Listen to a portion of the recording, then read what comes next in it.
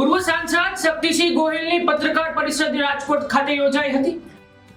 NEET paper leak મામલે 21 વિદ્યાર્થીઓને દેશમાં આત્મહત્યા કરીનું ચીમની છે તે જોવા મળી છે। બંધારણ મુજબ વાણી અને અભિવ્યક્તિની સ્વતંત્રતા હોવી જોઈએ તેવું શક્તિસિંહ ગોહિલે જણાવ્યું છે। કોઈ પણ હથિયાર વિના ધરણા પ્રદર્શન માટે બંધારણીય અધિકાર હોઈ શકે તે માટે પણ તેમણે ચીમકી યોજાઈ છે। કોંગ્રેસના શાસનમાં ધરણા પ્રદર્શન સમયે છાંયડો અને પાણીની વ્યવસ્થા સરકાર કરતી હતી। દિલ્હી ખાતે પ્રદર્શન કરી રહેલા યુવાનોના હાથમાં હથિયાર ન હોવા છતાં લાઠીચાર્જ કરવામાં આવ્યો છે। 12 વર્ષની દીકરી પર લાઠીઓ પડી, 19 વર્ષની દીકરી આઈસીયુમાં જીવન મરણ વચ્ચે ઝોલા ખાઈ રહી છે તેવું શક્તિસિંહ ગોહિલે જણાવ્યું છે। લોકશાહીમાં ટીયર ગેસ અને લાઠીચાર્જ ન થવા જોઈએ તેની પણ ચીમકી કરી છે। કોંગ્રેસ પક્ષ સરકાર સામે લડશે અને વિદ્યાર્થીઓને ન્યાય મળશે તેવી પણ છે તે માંગ કરી છે। પીએમ આવાસે વિરોધ કરનાર કોઈ આતંકવાદી ન હતા અને પીએમ હાઉસનો ગેટ કોઈએ તોડ્યો પણ નથી, માત્ર વિરોધ પ્રદર્શન કર્યું એમ આ લોકશાહીની સત્તાધારી પક્ષને ખૂચ્યું છે। સોનમ વાંગચુકની પહેલે કોંગ્રેસે બિરદાવી છે અને આજે ભાજપના વિરોધ પ્રદર્શન મામલે કોંગ્રેસે કહ્યું ચોરી ઉપર સીનાચોરી જે ભાજપની આદત છે। આ મામલે બાઇટ આપતા શક્તિસિંહ ગોહિલે કોંગ્રેસ નેતાએ શું કહ્યું આવો સાંભળીએ। ગઈકાલે સંસદમાં લોકસભામાં વિરોધ પક્ષના નેતા શ્રી રાહુલ ગાંધીજી, રાજ્યસભામાં કોંગ્રેસ પક્ષના નેતા, વિરોધ પક્ષના નેતા મલ્લિકાર્જુન ખરગે સાહેબે આ ચર્ચા માંગી। હવે સરકાર પણ ગુમરાહ કરે છે, ખાસ કરીને મીડિયાના મિત્રોને કહું છું કે સરકાર ચર્ચા કરવા તૈયાર છે, સરકાર ચર્ચા કરવા તૈયાર છે। ચર્ચા માંગી છે સભા મોકૂફીના પ્રસ્તાવ સાથે। આ નિયમમાં જોગવાઈ છે। ભૂતકાળમાં કોંગ્રેસ સત્તામાં હતી ને વિરોધ પક્ષ તરીકે ભાજપ હતો। ચર્ચા માંગતા આપણે ચર્ચા માટે તૈયાર હોય તો કે નહીં, સભા મોકૂફી, અને કોઈ પણ એમનો આક્ષેપ કે તકલીફ હોતી ત્યારે સભા મોકૂફી રાખીને મનમોહનસિંહજીના 10 વર્ષના કાર્યકાળમાં અનેક વખત ચર્ચા આપી। હવે આ ભાજપ શું કહે છે કે ચર્ચા માટે તૈયાર છે, પણ એ કેવી ચર્ચા? સભા મોકૂફીના નિયમ મુજબ નહીં। એટલે શું થાય કે વિરોધ પક્ષને મર્યાદિત મિનિટ મળે અને પછી લાંબુ ભાષણ મિનિસ્ટર કરે રાજકીય રીતે, અને ભક્ત ચેનલો એ જ દેખાડ્યા કરે। આને ચર્ચા ન કહેવાય। સભા મોકૂફીનો પ્રસ્તાવ, અમારી નોટિસ માન્ય કરીને ચર્ચા આપો, આ માંગણી છે વિરોધ પક્ષની, અને એના પાછળનું લોજિક, એનું કારણ એ જ છે કે વિસ્તૃત ચર્ચા થાય એ જરૂરી છે। નીટનું પેપર લીક થયું, 21 વિદ્યાર્થીઓએ આત્મહત્યા કરી। શિક્ષણ બંધારણ ઘડાયું ત્યારે કહ્યું હતું કે સરકારની ફરજ છે શિક્ષણ પૂરું પાડવાનું। રાઇટ ટુ એજ્યુકેશન કોંગ્રેસની સરકારે આપ્યો, ભણવાનો અધિકારનો કાયદો આપ્યો।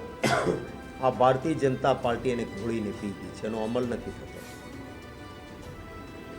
સૌને વિનંતી કરું છું, ને આપને કેમેરાની આંખોથી ભાજપના નેતાઓને પણ કહું છું કે તમારા કોઈ કાકા, મામા, બાપા ડૉક્ટર કે એન્જિનિયર થયા હોય, કોંગ્રેસનું શાસન હતું ત્યારે, એને પૂછજો કેટલા રૂપિયામાં ડૉક્ટર થયા, કેટલા રૂપિયામાં એન્જિનિયર થયા, કેટલા પૈસા થયા હતા તમે ગ્રેજ્યુએટ થયા તો?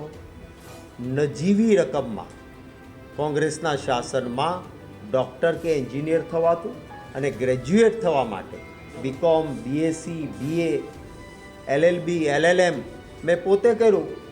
પૈસા તમે એ વખત કોંગ્રેસના શાસનમાં, મારી પાસે આજે રિસીટો પડી છે, આપના વડીલોને પણ પૂછશો તો ખ્યાલ આવશે।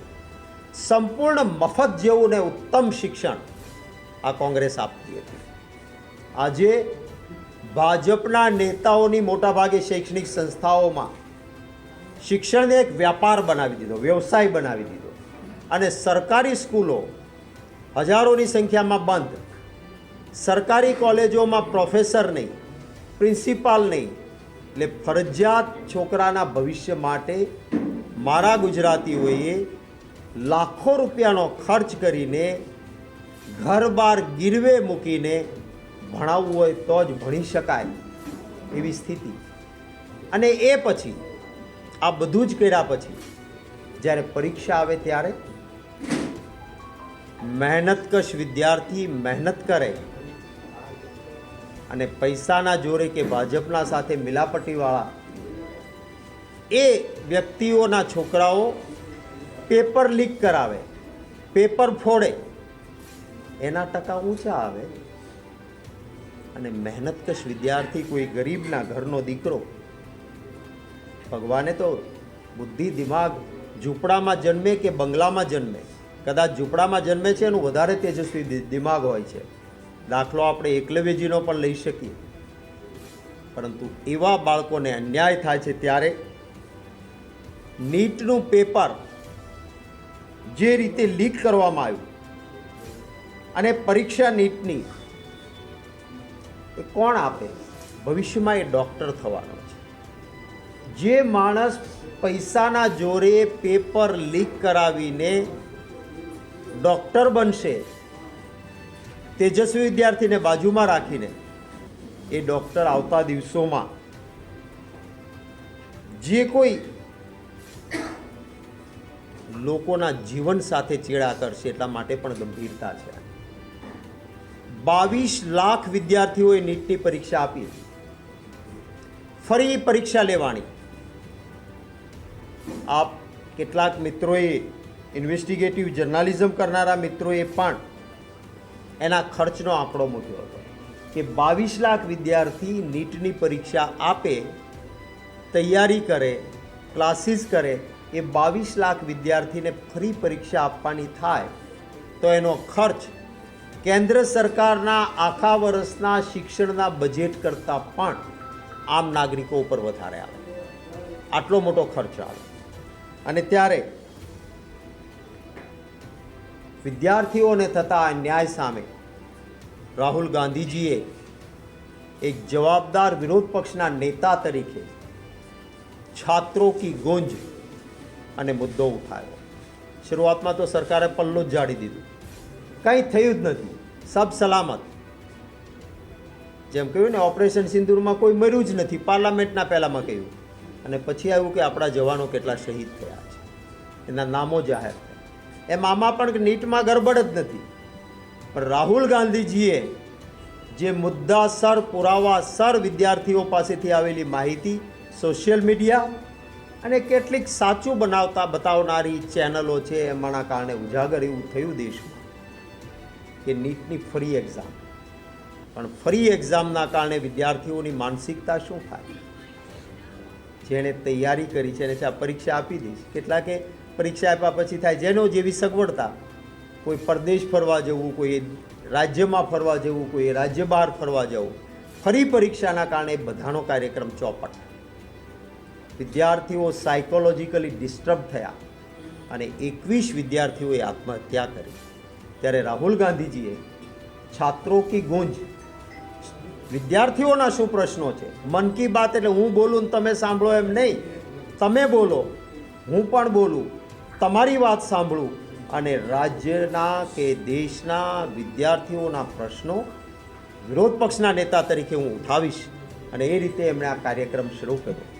આખા દેશમાં આજના દિવસે મોટા મોટા શહેરોમાં જે કોઈ અમારા પક્ષના મારા જેવા વ્યક્તિઓ છે, કાર્યકર્તાઓ છીએ અમે, અમારે વિદ્યાર્થીઓની વચ્ચે જવાનું છે.